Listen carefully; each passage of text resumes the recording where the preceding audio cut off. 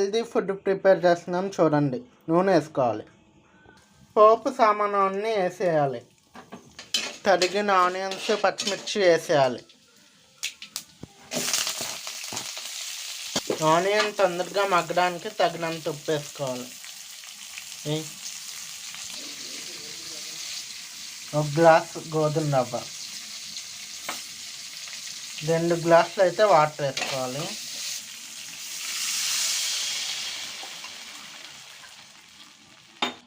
హైలో పెట్టి నీళ్ళు బాగా మరగనియాలి.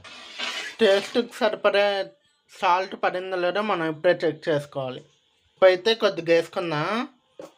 ఈ రవ్వ షుగర్ వాళ్ళకైతే చాలా మంచిది, చిన్న వాళ్ళకి పెద్దవాళ్ళకి కూడా బాగా అరగద్ది. నీళ్ళు అయితే మరిగినాయి. ఇప్పుడు రవ్వ పోసేసుకుందాం.